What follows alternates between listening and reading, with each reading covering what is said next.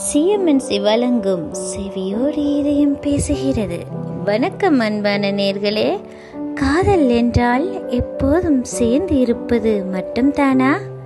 இல்லை, சில நேரங்களில் காதலில் அன்பும் இருக்கும், நினைவுகளும் இருக்கும்.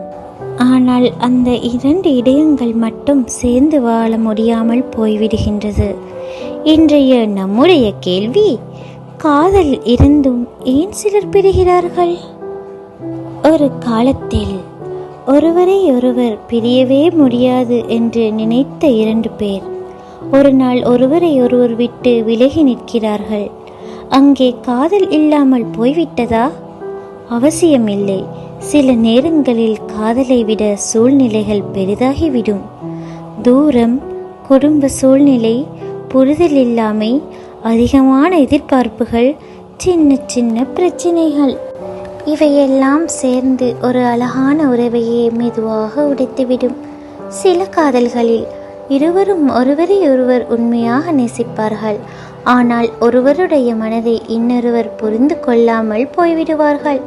நான் உன்னை காதலிக்கிறேன் என்று சொல்லிக்கொண்டே அந்த காதலுக்கு தேவையான நேரத்தை கொடுக்காமல் போகலாம். சில நேரங்களில் ஒருவர் காத்திருப்பார், இன்னொருவர் விலகிக் கொண்டிருப்பார். ஒருவர் உறவை காப்பாற்ற முயற்சி செய்வார், இன்னொருவர் அதை விட்டுவிட முடிவு செய்திருப்பார். அப்போதுதான் புரியும், காதல் மட்டும் போதாது. ஒரு உறவு நீடிக்க புரிதலும் வேண்டும், நம்பிக்கையும் வேண்டும், மரியாதையும் வேண்டும்.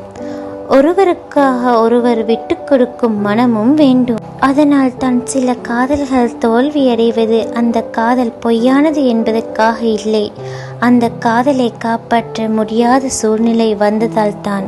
சிலர் நம் வாழ்க்கையில் நம்மோடு வாழ வரமாட்டார்கள், ஆனால் நம்முடைய வாழ்க்கையில் ஒரு அழகான நினைவாக இருக்க வருவார்கள்.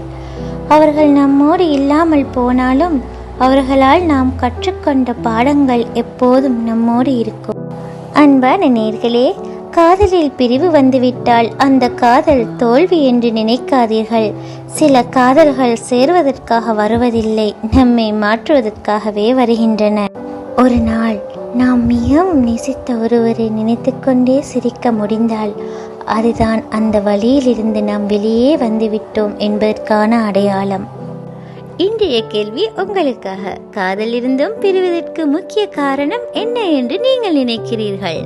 உங்கள் கருத்தை கமெண்டில் சொல்லுங்கள். இது உங்கள் அன்பான சிஎம்என்சி வழங்கும் செவியோடு இதயம் பேசுகிறது. மீண்டும் ஒரு அழகான உணர்வோடு சந்திப்போம். வணக்கம்.